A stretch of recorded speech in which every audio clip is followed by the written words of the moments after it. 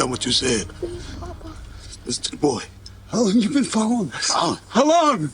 I ain't fucking following you. I saw the cart in the sand. I just took it, that's all. I ain't touched the boy. Take your clothes off. Oh. Take them off. Every goddamn stitch. You don't want to do this. Do it. All right. Just take it easy. Okay. Right where you stand.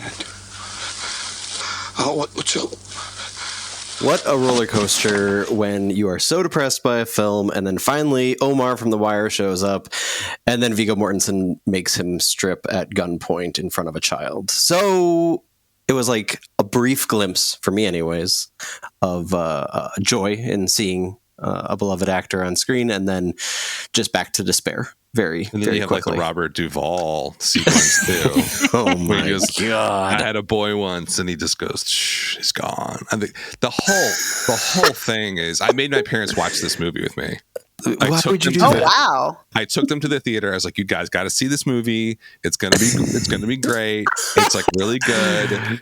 And they left just like shell shocked. Yeah. Like, oh, maybe that was a poor choice. That was before you had seen the film but had read the book, correct? No, I'd already seen the movie. What is with you? I was like, I like this movie so much, Mom and Dad. I want you to see this with me. Wow. Oh Wow. my God. Welcome, folks. This is Film Trace. We trace the life of a film from conception to production, all the way to release and reception. We are in our Future Wars season cycle. We are in what do you call this? The Aughties? The 2000s? The Naughty Oddies, absolutely. Naughty Oddies. The War of the Worlds came out in 2005, and then The Road will close out the episode coming out in 2009. We have a special guest, Megan Kearns from Spoilerpiece Theater. Megan, introduce yourself and tell us all about yourself. Hello. Thank you so much for having me. Yes, I'm co-host of Spoilerpiece Theater. We put out a weekly podcast where we spoil movies. We don't let spoilers get in the way of good conversation about movies. And I'm also co-host of the Slashers podcast, where we talk about the golden age of slasher films. And I'm also a film writer where I write reviews of film at Edge Media Network. Very cool. Thanks for being here. Thank Yes, you. I'm happy to have excited. you. Thank you. The triple shot of Spoilerpiece guests begins I love with this episode. The Spoiler Absolutely Piece love it. takeover. Fantastic. Just like the Alien takeover. Yeah, right. Oh God! Don't compare yourselves to the tripods. But the tripods are cool. Oh, they're so cool. Where do we begin, Chris? Where do you want to jump into this? Because I chose this movie, didn't I? Mm-hmm. Against your better judgment, you did. I chose both of these films. We have to clear the air, first of all, because I think you specifically chose this film, not only because it fit our theme of future wars, Yes. but also because you knew that I had a great distaste for it. That's true. Oh. Yeah, so, I mean, what we like to do is often kick off with our personal histories of these movies. Correct. So we'll let, Megan, you go first. When's the first time you saw World of Worlds? First time I saw War of the World was in 2005 when it came out in theaters. And Nice, you saw it in theaters. I Awesome. did, and I liked it tremendously then, and I actually liked it even more on a rewatch. God, I'm so glad we have you on the podcast. Oh man, it's going to be an uphill battle for me. Two against one. I love it. That's great. I had the same experience. So I saw it right when it came out, and I remember the reviews kind of being lukewarm, but I was just enthralled with the whole thing. It was such a spectacle to me. I was like, yeah, this is what I was looking for. Chris, what about you, buddy? Yeah, kind of the opposite. I did see it also in the theater. Wasn't necessarily like thrilled and excited to, but it definitely felt kind of like compulsory. You know, Spielberg, Tom Cruise, classic H.G. Wells story, and you'd think that all the right kind of combination of factors were there. I was a huge fan of Minority Report, and this was them teaming back up in the same genre, and I did not have a great first impression of it, but I also, was I think this was kind of the height of my pretentiousness. It was the year we graduated college, and Oh yeah. I was deep into like exploring, all the pretentious stuff, French New Wave, Russian silent cinema, blah blah blah. But I was trying to put my populist cap back on to just kind of enjoy. I also have a distinct memory of the film breaking down right as we first see the tripods, and at first I thought it was like a gag, like that was kind of built into the film, that like the tripods are taking over and there's a break in the film. But then the house lights came on, and they told us we had to move to a different auditorium and then we just watched the first act again. So it's all not only subjective at large, but also I think that was a frustrating way to see a movie for the first time. And because I had to sit through the first act of this, in my opinion, pretty phoned in and Spielbergian trope of the family unit, the broken family unit that is has the drama of an entire world ending hoisted upon them. And I actually, in my rewatch, really enjoyed that first act. In part because I wasn't in that kind of zone. I also admit that kind of like my love for Spielberg was newly found, which Dan knows, because The Fabelmans was one of, if not my favorite movie of last year. And it was a lot more fascinating to watch War of the Worlds through that lens, at least that first act, maybe even most of the second. But I still just think this movie just completely implodes upon itself once Tim Robbins shows up. The Tim Robbins moment. I know. It's a tough ride for everybody. I to this day, the thing that it made me think of this time, because I don't think I had seen it. I believe I watched it a second time, like when it was on video or like through the Netflix, mail-in service or whatever. But it was definitely, I think, the first time I had seen it since World War Z had come out. And it very much felt like, we ran out of money, so let's do a third act that all takes place in a single scene, kind of thing. But so complicated at best, and just a really annoying experience at worst for me. So prove me wrong, guys, but we do need to do the thing where we kind of talk about, where did this come from other than the original H.G. Wells novel? What do you got, Dan? Why did Spielberg want to go from adapting Philip K. Dick to H.G. Wells and keep Tom Cruise along for the ride? Well, it sounds like Stephen had this idea for a long time. And I think essentially ever since he read, I think in college, he'd been wanting to sort of do something with this. And then Independence Day came along in 1996, and he's basically like, I can't do it now. But then, he had a chance to do it. He works with Tom on Minority Report. Loved that experience. Tom loved working with him too. And so, they kind of came together and said, hey, what do you have working? What are some ideas you have? And War of the Worlds just landed. And it was just sort of like, let's do this. And it's, I find that whole genesis interesting, because it's like, that is such a rarefied air of movie production, where it's sort of like, oh, you're talking about Tom Cruise and we have ideas, let's shoot him around. And then, let's do this one. And then here's, $150 million, however much it cost.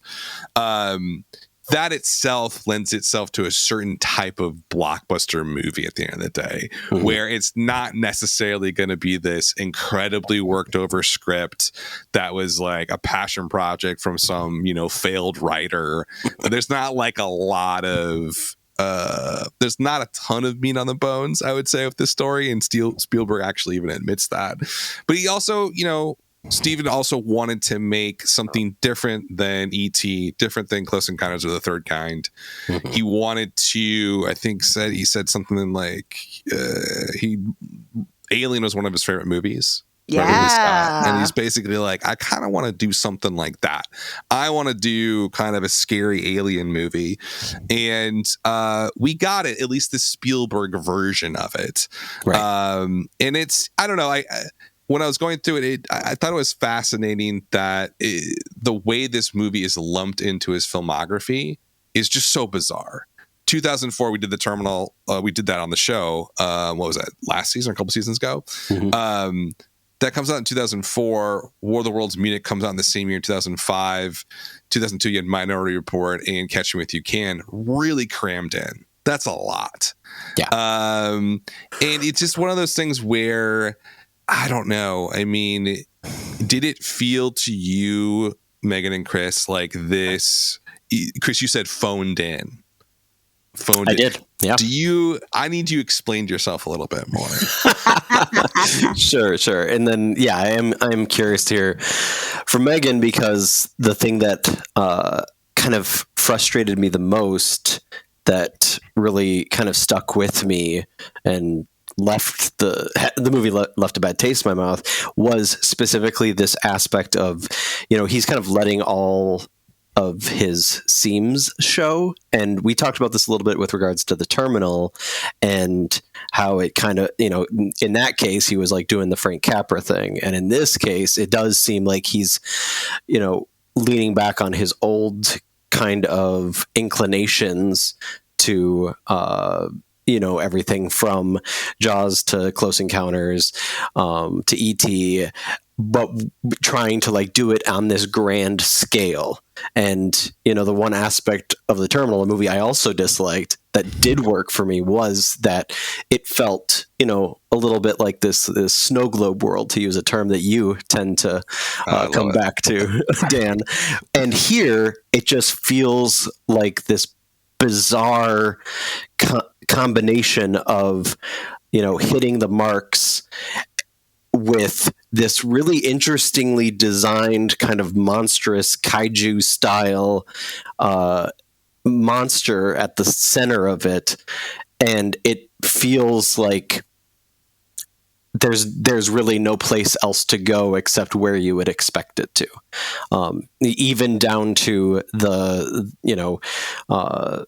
the family unit being marred by divorce, and kind of a broken down dad that's nevertheless good at his working class job.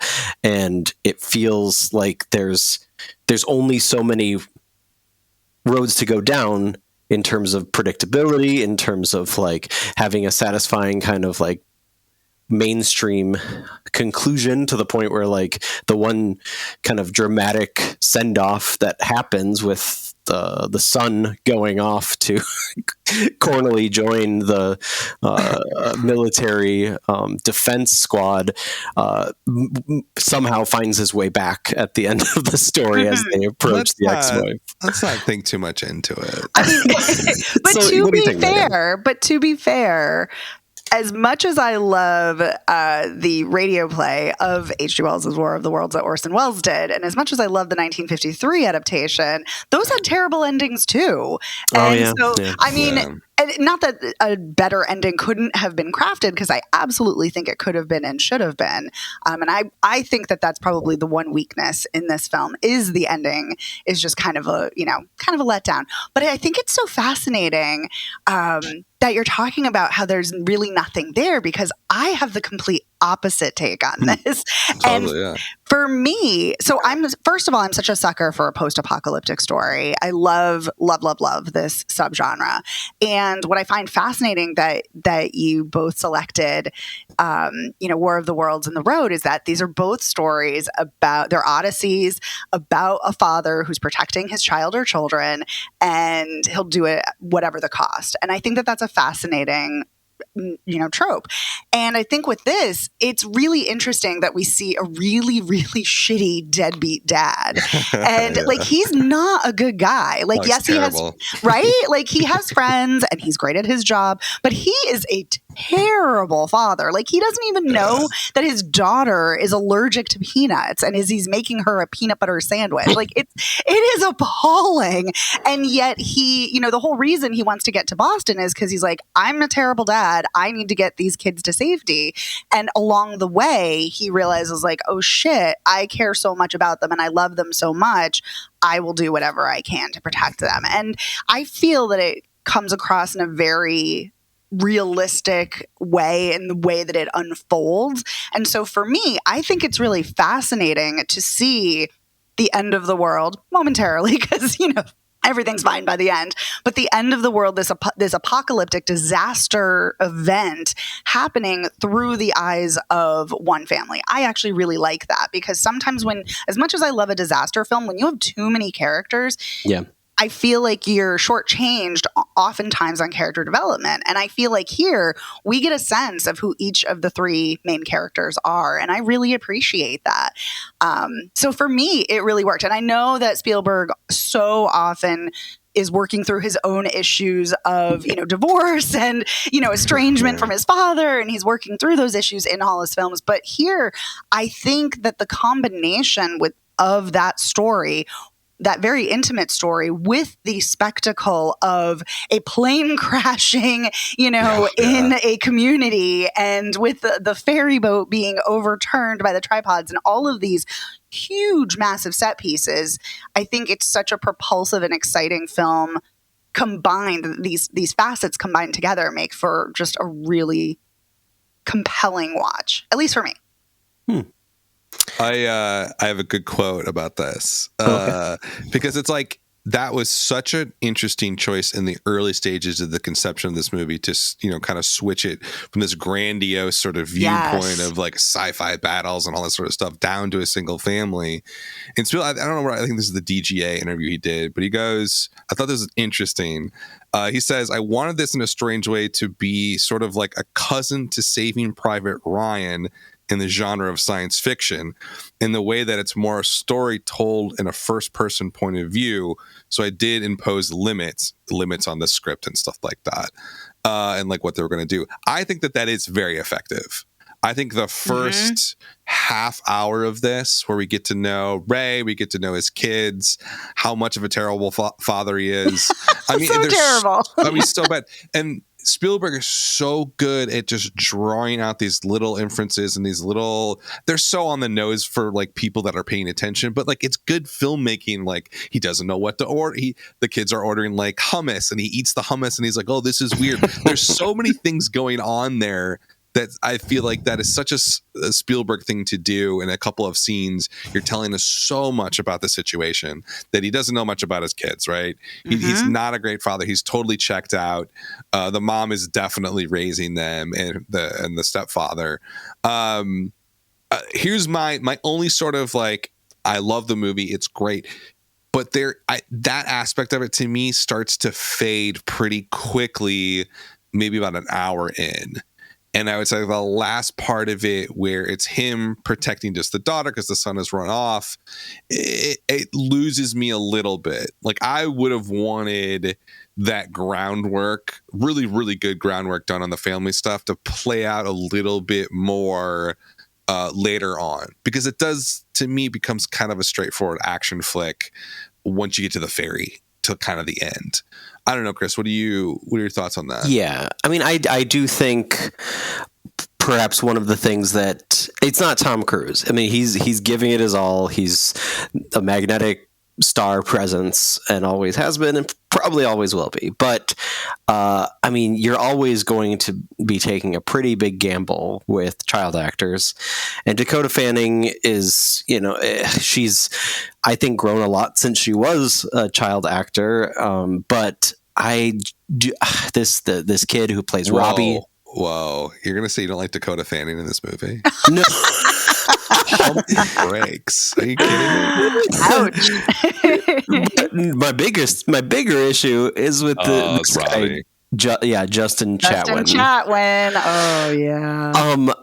I don't know, and maybe this is maybe I'm projecting, but like the whole like angsty teenage boy thing it kind of seems like you, Chris. Watch it, man. I can say that, but you can't.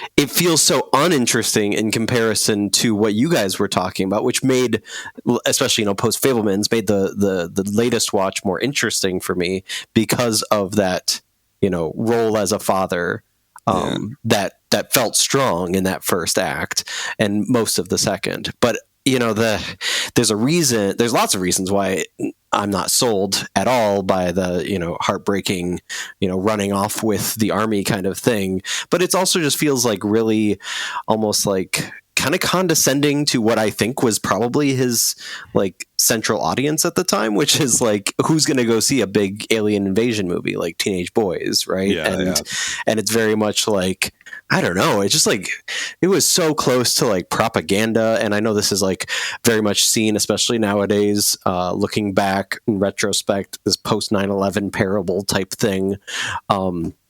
It feels so that gross. was intentional. That was actually very intentional by Spielberg. He talked about that in numerous interviews, that he very much wanted 9/11 parallels in there. And and maybe that's part of it too. I just do not feel it still feels gross. Maybe even feels more gross in retrospect. Do you feel like it was like a rah let's invade Iraq situation? I don't know. I felt like there was definitely a kind of emphasis that I did not vibe with on this, like, you've got to let your son go. If he wants to be a part of the efforts, let him go, which does not vibe with Munich, which comes out the same exact year. So I don't know if this is just like, two sides of Spielbergian, Americanism or what. What do you guys make of that? Yeah, I definitely. Oh, I'm sorry. No, Meg, go ahead. I definitely think you're hitting on something. I think, people are complex, people are contradictory. And I definitely agree with that, because I feel like Spielberg in so many of his films is a pacifist, but at the same time, he has this very, very obvious and overt respect for service members and for the military. And so to me, watching this felt like a very pacifist movie, not a pro-military movie, but at the same time, you're totally right. Like, you've got to let me go. And the son runs off to join the military, at a moment's notice. It is very pro-military. So they very much are at odds with each other. But I think those contradictory elements are arguably within Spielberg and within his oeuvre. No, I think it's fair. I mean, especially with, him making direct reference to Saving Private Ryan and how this kind of plays into that. But I've never really vibed with Saving Private Ryan or even Schindler's List, to be honest. Let's not stop. We should have talked about our Spielberg biases in the start. That is true. We should have. I would say this, like, we haven't mentioned all the amazing things about this movie: the sound design, the visual effects. So good. Janusz Kaminski, cinematographer. Yes. Just like, it's so good. Especially, that's the thing that stood out to me when I saw it opening weekend. And like this, it was one of those moments where I was so enthralled that I had to go and read every review of the movie to find the person that got my feeling right. And it was, and Chris, this, it was Mick LaSalle, of course, fucking Mick LaSalle. Mick LaSalle, the San Francisco Chronicle. He was just like, I haven't felt like this since I was a 10-year-old. I was like, this guy gets it. And it was just, I say that now and I watch it, and I've seen this movie probably 20 times, and it's still, the first hour gives me that reaction. It's just a full throttle science fiction alien action bonanza. It's just so much fun. But at the same time, if I'm trying to be critical about it and think about it in different ways, especially the political side of it and this sort of post 9/11 stuff that he was bringing up in interviews right after it came out, and saying, I'm a little bit perplexed as to what he was trying to get across about that time period. He said stuff in interviews about American refugees experience is one of the things that he sort of came up. This is partially about the American refugee experience because it's certainly about Americans fleeing for their lives, being attacked for no reason, having no idea why they're being attacked and who's attacking them, which is sort of an odd statement, I think, to make about that whole situation.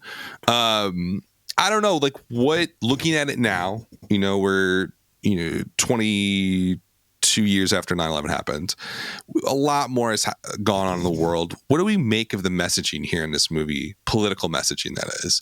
Is there something unique, interesting that if you had to teach about 9/11 that you would show this movie and say, hey, this is like a reaction to it?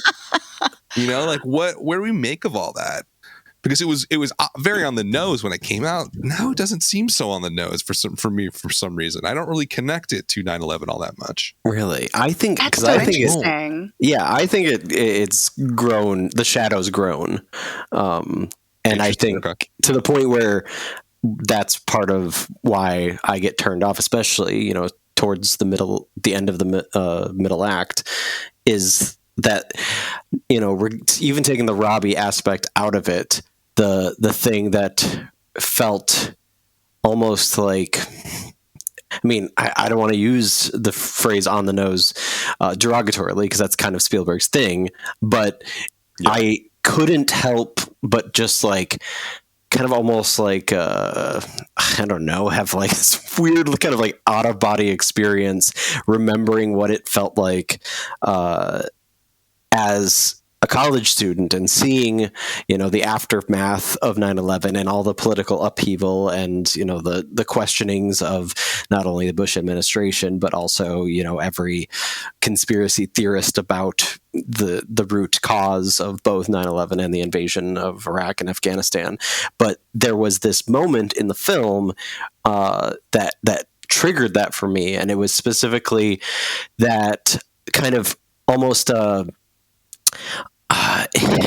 there's this element that happens, I think, once again, towards the middle of Act 2, when I could not like separate myself from the way in which Tom Cruise's Ray ends up being like completely like turns into a superhero essentially. Yeah. Because, and you get this little glimpse of it in the opening, tracking shot, right? Of him being like this expert, like shipping container forklift, whatever operator. But to have this kind of moment in the second act where it's like he turns on a dime and is able to get across to the ferry, and he's able to fend off and like just barely get into the diner just before somebody else picks up the gun that fell down, and they all kind of come apart at the seams out there, where it's just like I could not get on this level of these characters, or this particular character, our protagonist, has somehow just managed to get away with everything and able to get this far, to the point where then like when Robbie, he finally like gets separated from Robbie, gets separated from his daughter also, and like the other family is like, where's your parents, blah blah blah, like that felt more earned because we're trying to depict chaos, and in depicting chaos you're going to have, you're not supposed to have those kind of superhero movements so like effortlessly from beat to beat to beat, where I was like almost transported back to like a film such as Independence Day, where I'm like, I want to get lost in this kind of escapist garbage, but it didn't sit well with me because I was constantly going back to, the characterization and the 9/11 parable, and I'm like, it felt at odds with each other. And I think you're right, Megan, like you said earlier, any kind of contradictory elements can in many ways make a film more interesting. But in this case, it was like a bridge too far for me. It became too frustrating to like continue down this path of superheroism, especially with the ending where like it all magically turns out okay. That totally makes sense. I mean, that, if it doesn't work for you, and especially for its political reasons and the way it's framing them through that lens, that completely makes sense. What I think is fascinating, though, about this, I don't think that its legacy really is within its depiction of a 9/11 parable, interestingly enough, because you can see its influences in recent films like Jordan Peele's Nope and Brian Duffield's No One Will Save You. But what I think is so fascinating is that this is a theme that comes up again and again and again, of a father transporting a child across a treacherous landscape. And I mean, it kind of started with like Charlie Chaplin's The Kid and the film series adaptation of the manga Lone Wolf and Cub, and even in Peter Bogdanovich's Paper Moon. And yet we're now seeing it in so many things, including, the incredibly popular TV series The Last of Us, of the adaptation of the video game. So I think that that's kind of the legacy of it, but it is fascinating that this was crafted at a time after 9/11 and was a reaction to it for Spielberg's, fears of like, this chaos and who is the enemy and where is it coming from, and we don't have information and all of that. But I at the same time, that doesn't seem to be what has lasted in how it impacts other works of art, which is just fascinating to me. Yeah, I would say that like the thing that did stick out to me that felt definitely that was an echo of 9/11 and sort of the broader historical sort of moment is that initial attack when they come out of the ground in the church with all that kind of stuff and they start vaporizing people, which by the way was interesting that like Spielberg said no gore because it's PG-13. So they're like, oh, okay, let's just vaporize them. And which is more horrifying. Way worse. Just way worse. And they're like, they couldn't get it right on CGI, so they had to use sawdust. Yes. And that's how they got like that effect. And that, I remember seeing that and I was like, well, obviously this is like, we all watched 9/11 on TV, we all saw it happen. And you just saw people covered in this dust. And like that callback was so specific. Yeah. There's even almost a shot for shot of a very famous scene during 9/11 with a man holding a woman who's like crying. Everybody's seen this, and he does the same exact shot. I mean, like she's in the same position and everything. So, that stuff to me sticks initially. But I just think, the broader, I don't know what the politics of this movie are because I don't think that Spielberg's clear, right? I just don't think there's a whole like interview thing about him talking about the politics of it. And he's basically like, what did he say? I tried to make it as open for interpretation as possible without having anybody coming out with a huge political polemic in the second act of the movie. Although Chris thinks otherwise. What? He literally says this. I think there are politics certainly underneath some of the scares and some of the adventure and some of the fear, but I really wanted to make it suggested and not that everyone could have their own opinion, but I certainly think I gave you enough rope to hang me with. I'm gonna get off the politics thing, but it's just like, it is to me so fascinating about Spielberg is that when he tries to get political, it tends to not work so well, besides Munich, where it is really fascinating in a really layered, nuanced take on that whole world and situation. But here, to me, it's like I go back to The Little Kid, the sci-fi movie, the popcorn matinee. And he even says this.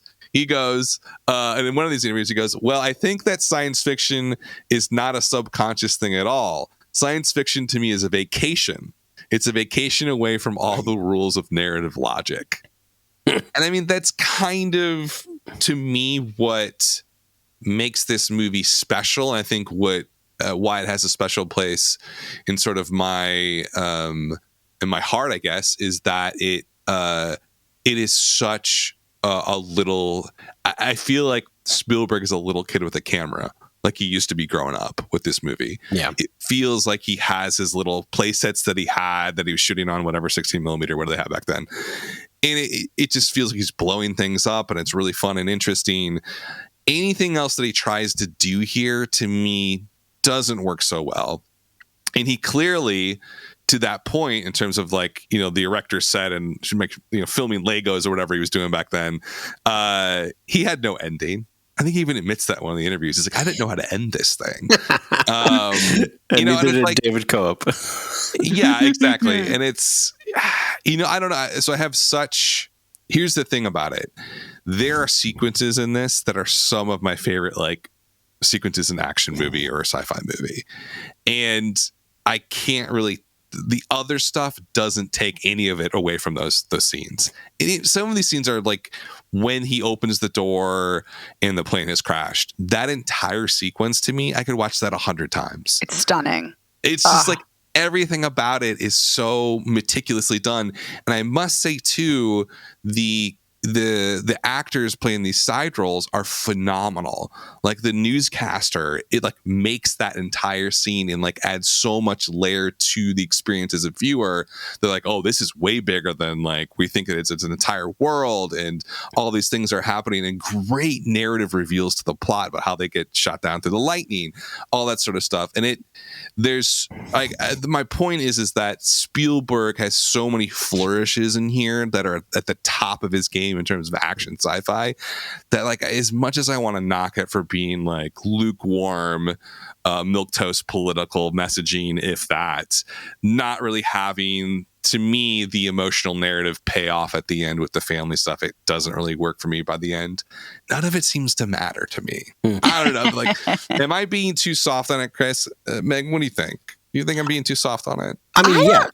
I was like, I don't. You knew what answers you were going to get with that. It's called a softball, guys.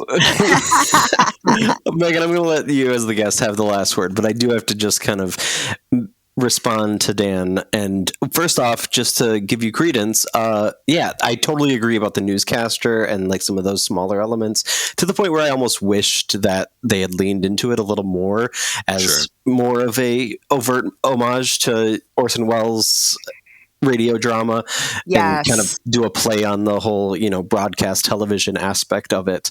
That's Roz Abrams, by the way. She's like was during that time period, the Manhattan local news anchor. Nice. And so, yeah, she was a complete natural. And I think that was one of the more effective uses in, you know, cinema over the past 20 years that has managed to make that kind of like real life local journalism feel real. And I do think overall, I completely agree that there are elements and images and visuals that really feel like they could. Maybe that's reason enough for the like movie's existence, and that people get so much mileage out of that, myself included, especially when those tripods first show up. By the way, I do have to, I would be remiss not to say that, you know, not just looking at the family stuff post Fablemans, but like he literally refers to these, you know, alien kaiju devices as tripods, and knowing how we now know how he feels and has felt since he was a kid about, you know, his obsession with cinema and movie making as kind of a hobby that ended up destroying his own, you know, relationships with his family is interesting in retrospect. But I do really feel still pretty strongly, especially with the reveal of the actual aliens within the kaiju at the end, you know, Tim Robbins notwithstanding, is that there's this piece of it. I think you're totally right, Megan, making the parallels in terms of inspiration with Jordan Peele's Nope and No One Will Save You. I love Nope, but I did not really get with No One Will Save You. And I think it comes back to this kind of insistence on this humanoid alien thing that I think just has not worked for years, and I think still did not work very well in 2005, even to the point where it felt kind of like a letdown after these big monstrous tripods and that excellent sound design with you know, the whirring sirens overhead that's iconic now, even for those of us that dislike the film. And so it's one of those, it's, you know, one of the hardest things I think for movie lovers like myself, where it's like there's so many pieces that work, but if I'm going to be left with this kind of gaping hole in the final act, both with the family stuff and with this alien stuff and like this like giant poorly metallicized phallus traveling through the basement does not feel as up to snuff as so much of what came before it, and it just feels like this overall letdown. But maybe my movie theater had the right idea by just having it cut right by the first act. And yeah, maybe I'll do that myself next time I throw this on and be like, oh yeah, I know how this one goes, and it ends right when the tripods show up. The end.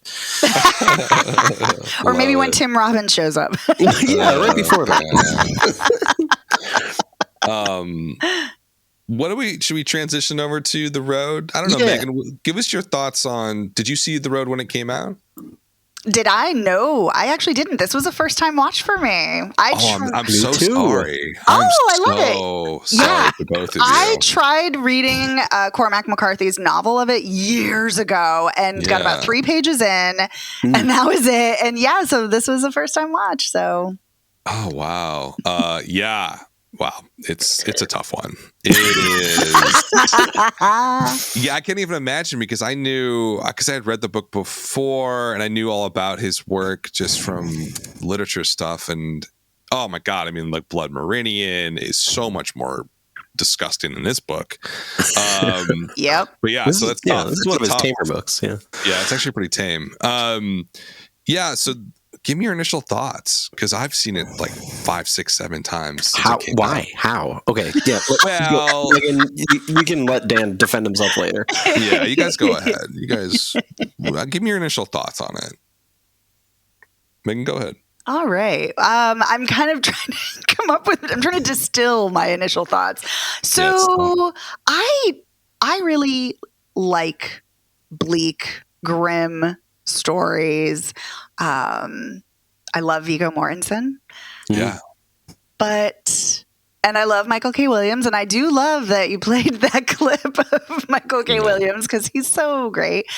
I had a lot of difficulty with this, and I think the landscape looks fantastic, and I know so much of it was actual real, like not sets, like they went to Pittsburgh, and so much of it like kind of looked like very run down, and they used like an abandoned highway, and so a lot of it is not CGI or sets or anything like that. It's actual real places, and it feels real, and there's an authenticity to that I think comes through, and it very with all of the ash and all of the gray, it very much kind of feels like a black and white film, and it's very striking that way in its cinematography, which really resonated with me. But I'm watching this and I'm like, okay, so the guy's obsessed with his son. He loves his son. He's trying to get his son to the coast, and everybody's terrible, and he's losing his mind. Okay. And he thinks people are following him, and guess what? Surprise, they are. And so I liked this conceptually a lot more than I did in its actual execution. And I think the thing for me is that if you're going to be so restrained in your dialogue, you have to really nail all of your visuals. You have to nail your character development. And for me, I felt very removed, and it felt very emotionally distant. And I just kind of felt like a little hollow. And so this is not a bad movie by any means, but I didn't get the emotional connection and resonance that I was craving, unfortunately. Yeah. And I would go maybe even a step further and say that this was a bad movie by many means. There we go. Oh my gosh, Dan, you made it. I should have thought about this because, your father, now it's different. It's going to feel different. Well, this is a first time watch for me too. That's what I'm saying, because you've never seen it before. Oh my God. And I feel like I traumatized you.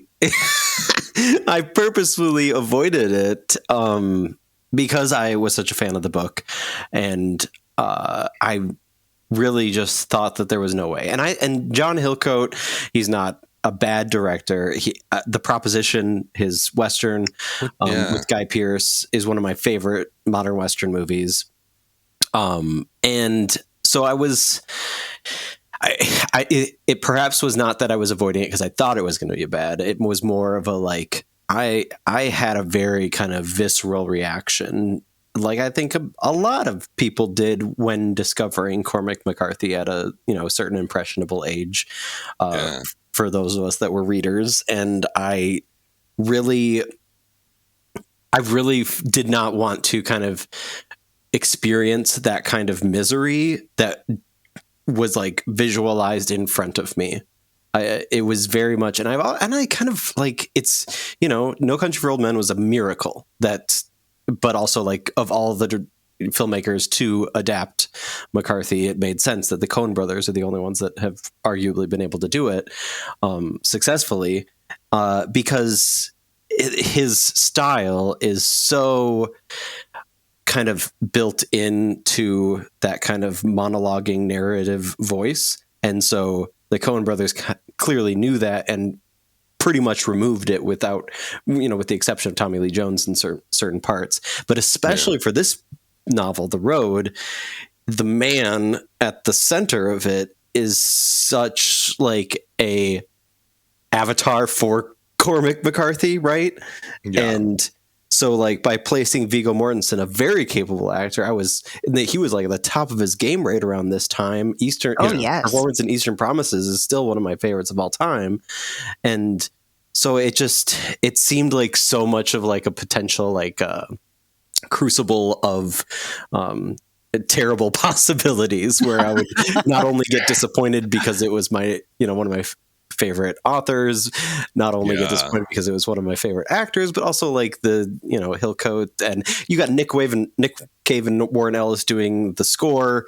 And I was also super into their music and comic books at the time. And it just felt, it felt too much like a pressure cooker situation. And so when I finally, time had passed and I kind of forgotten that it existed. And then you remind me it does by putting it in our spreadsheet for this series of episodes.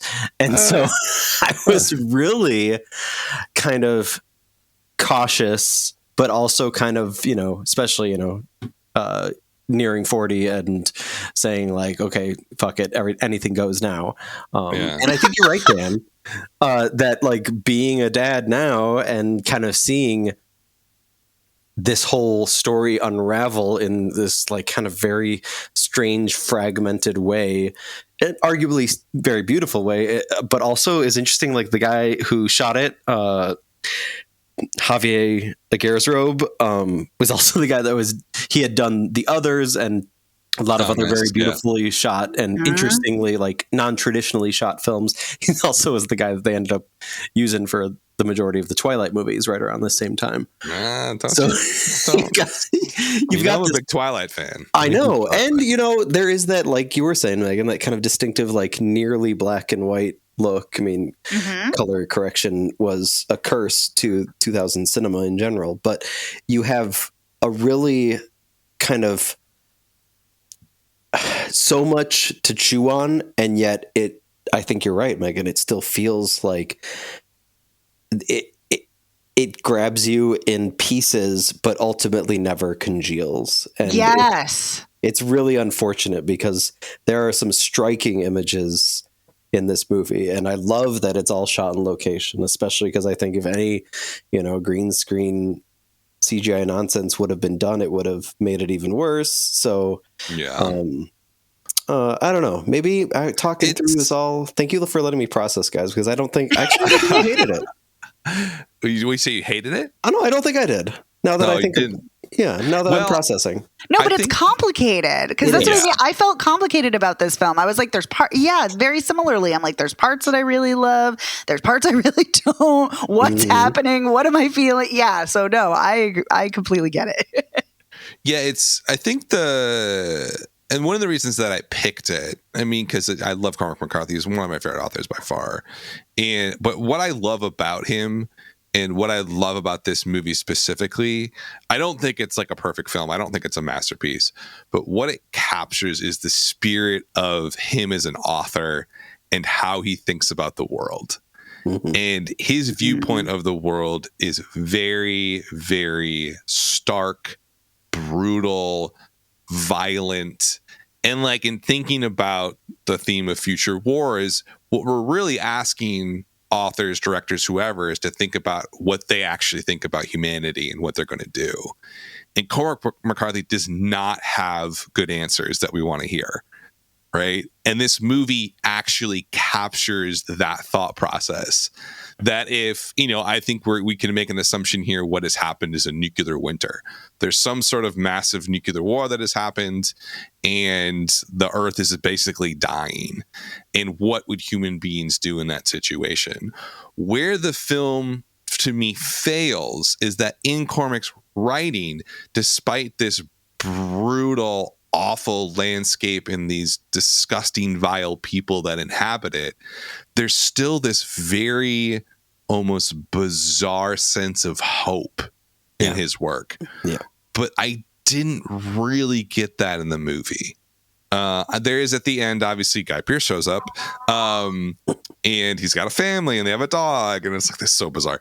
And I think that's what the film is missing to me. It gets the brutality right. Like that scene where they walk into the house and then they go down to the basement. That felt pretty close to the book from what I remember. That at least the feeling of it, like this is unbelievable. This is so inhumane. This is how could people do this? But that's Cormac's part, is that we should never question the depths of awfulness that human beings can do to each other. Never. Right. So the movie gets that. It just misses this, and rightly so, it would miss that because that's the magic of Cormac's writing. The film couldn't really capture it, I don't think.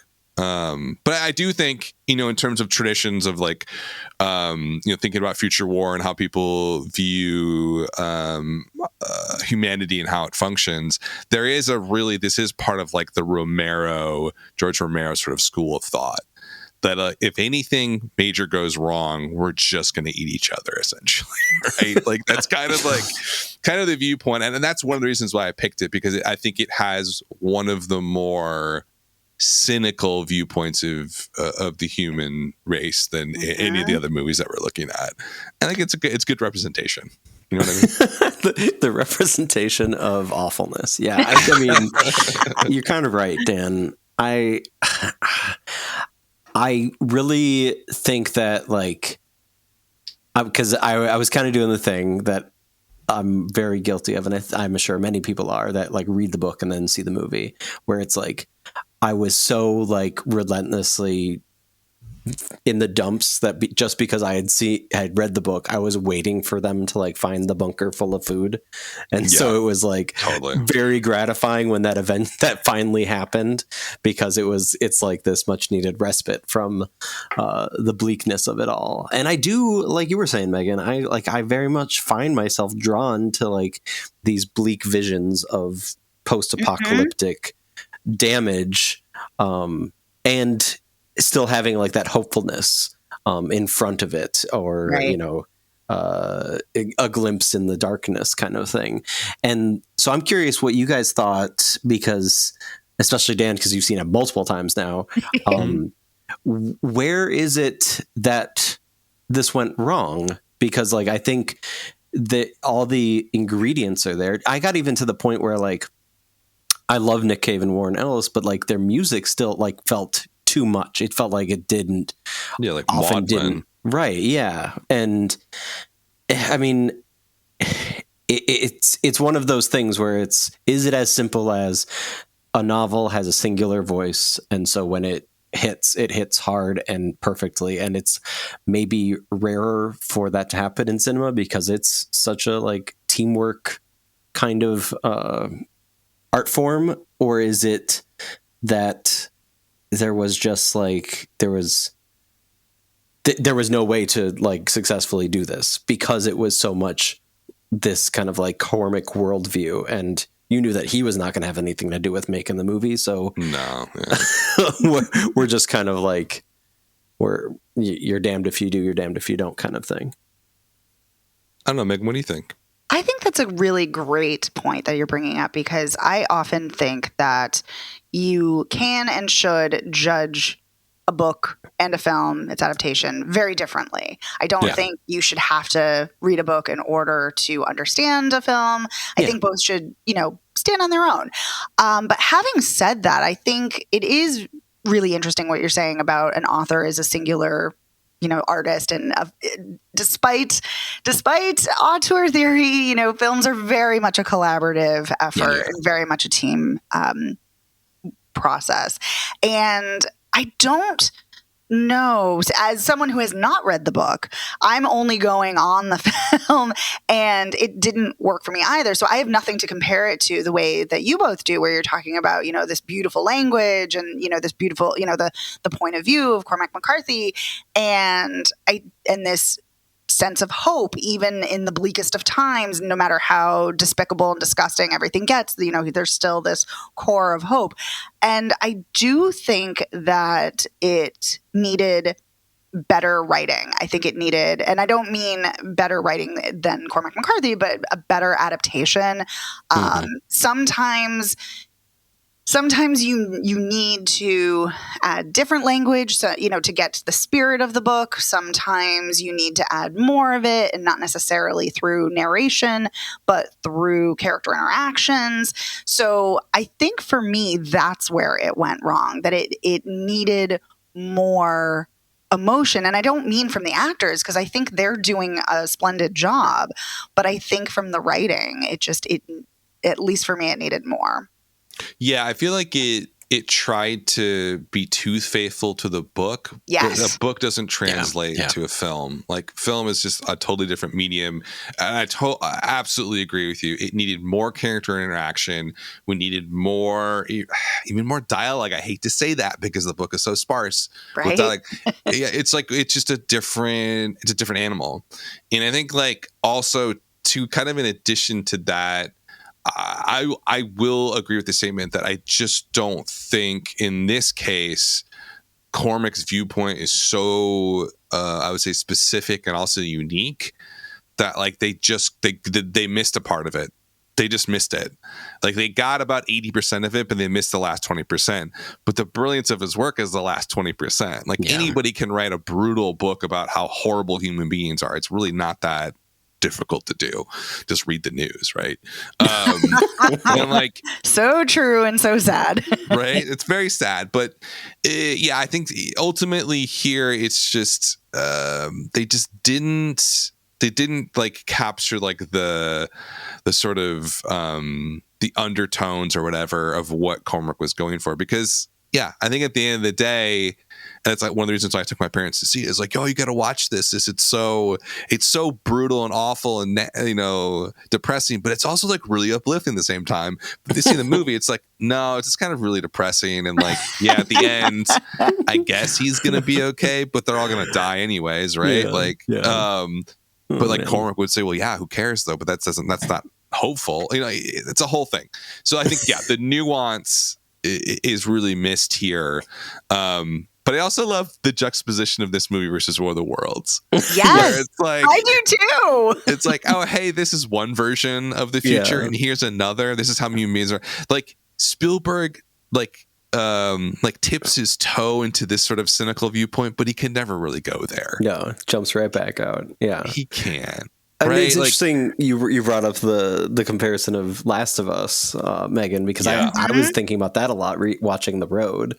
Absolutely.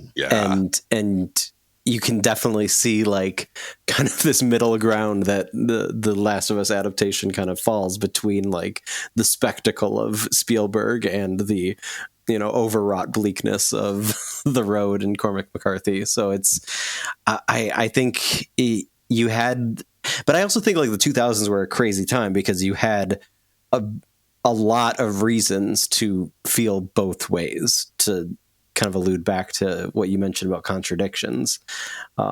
Megan, there's this real strong, it's messy, and I don't think that either of them work, but like there's enough like meaning to be found in it that it really shows that kind of wide spectrum of hope and hopelessness that kind of encapsulates the post 9/11 America. Absolutely. Well said. Any final thoughts before we do? We have trivia. Yes, we got trivia at the end. We forgot to tell you, Megan. I hope you're ready. It's I am. I have listened. I was ready. Okay. Let's dive into. Let's do some trivia. Let's get. We need some. This is the hope in the darkness. Yes. The light in the tunnel. Is the palate cleanser of this double feature downer. Okay, so these are all other films from the 2000s decade that fit into this theme of future wars, of the kind of either actual conflict or aftermath of future conflicts, and typically some kind of science fiction element, either suggested or overt. And I'm going to give you 5 keywords or phrases from the film, especially as it relates to either the concept of future wars or the unique kind of bullshit that writers come up with to create these post-apocalyptic worlds. And the first person to guess the film as I name and list the keywords and phrases gets the point, and best out of 5 wins. Are you ready? Let's do it. Ready. Okay. Number 1, safe house, police state, transit papers. Oh, Minority Report. Oh, good guess. No. Children. Yeah. Go for it. Yeah.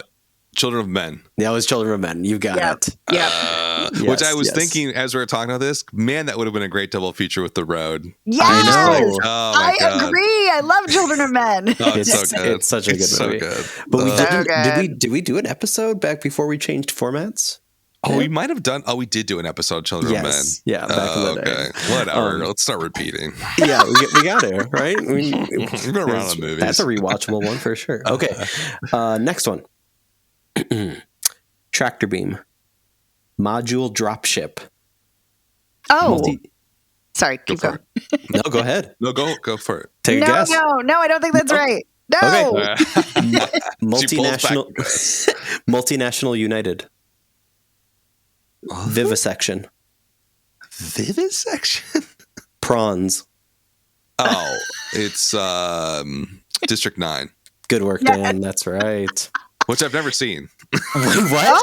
Oh, we did interesting. one. Oh my gosh. Well, I have seen it, so I'm doing terribly at this game. Okay, Prawns the giveaway there. This one is a little bit of a deep cut, but I love deep cuts. Deep cut. I think you might get it. It definitely has become way more well known 20 odd years later. The Underground, Katana Fight, Tetragrammaton, Libria. Equilibrium. Yeah, good work, Dan. Nice. I started this Wake Forest Film Society when I was there, and that was our first movie. Oh my God, what a first film! And like 5 people showed up, and they're like, "What was that? Yeah, why are we watching trash?" Yeah, it's not good. Not good. Okay. I wouldn't call this one a deep cut, but it's also trash. Here we go. Oh. Also trash. Chechen Battlefield, Paladins, Telekinesis, High Tension Wires, and Teleporting. Teleporting. Looper? No. No. Good guess though. It's a very similarly titled film. Oh. About Time? No, that was later. Well, okay. No, this movie is way more forgotten than I had thought, perhaps. It's the, other than the obvious, it's Hayden Christensen's top grossing box. There you go. Oh, yes. That's what I was thinking of. I was thinking of Jumper, but yes, but you said Looper. Yeah, I know. Whatever. You know what I meant. All right. And last but not least, this is, I'm sorry, Megan, heads up. This is just like a easy alley-oop for Dan, just because I can't not mention it on the show. No worries. Internet censorship. Neo-Marxism. Wait, what? Reintroduction of the draft. Oh, Southland Tales. There we go. Yeah. Which we must do an episode. Megan, have you seen Southland Tales? I have not. It's been on my list for a while. You should do that. Do you like Donnie Darko? Did you see I Donnie Darko? did see Donnie Darko, and I do like it. Perfect. You're the perfect audience. So get out there and see it because it's a real cult classic. Nice. Yeah. Nice. Yeah. It's basically unwatchable, but also brilliant. Also Brilliant and unwatchable. Love it. Yeah, Richard Kelly for you. In case you didn't know, that's Dan in a nutshell. Speaking of contradictions. What do y'all have coming up on Spoilerpiece? Oh my God, what do we have coming up on Spoilerpiece? I don't even know. That's ridiculous. We're watching Fry Bread, Face, and Me, and we are covering Poor Things. Yeah, Poor Things. Oh, nice. Mhm. I'm so psyched. Oh. Well, give me a quick thought on Poor Things. What do you think? It's great. Yeah, It's weird. It's great. There's lots of sex, and it is a fascinating film. It looks so cool. Like one of the coolest trailers and visuals. Like, what is this? I can't Just when you wait. think cinema can't be weirder. Here comes Yorgos Lanthimos. Well, thanks so much. It's been a blast having you on, Megan. Really appreciate you joining us. Thank you so much for having me. Of course, absolutely. And then we'll what are we back with, Chris? I gotta go to pull up the schedule. What are we doing? Oh yeah, we're jumping into the 90s. 90s Matrix, Starship Troopers in the 90s. With doing Evan. the 80s. Yes, with Evan. Yeah. And then David shows up for the 80s, Terminator and Aliens. My favorite film of all time. Nice. Yeah, finally And we're then- talking about good Love it. movies. And then we get right. Then we get really weird in the 70s. Have you watched the films for the 70s yet, Chris? No, I'm about to Okay, jump into I one. won't even tease it. I won't even was tease like, it. I want to know what the films from the The 70s Omega are. Man and Zardos. Zardos. I don't know if you guys. Wow. It is one of the strangest movies I've ever seen in my life. And I'm so glad that I chose it. I'm so glad that I chose it. All right. Megan, thanks again. And thanks for listening. This has been Film Trace.